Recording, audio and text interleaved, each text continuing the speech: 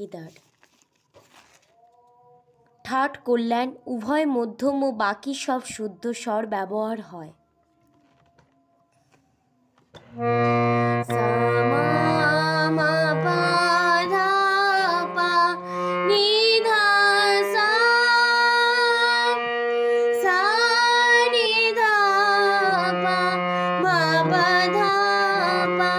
মা রে সা, সা মা মা পা ধা পা মা পা মা রে সা। সো জা মা ঝা মা না মি তা পি রা বা, সো জা মা ঝা মা না মি তা পি রা বা,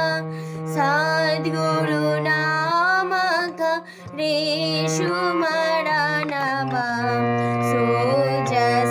মা ঝা মা না মি তা পি রা বা, ঘড়ি ঘড়ি বালা বালা ও মানা গা দা দা সা বা,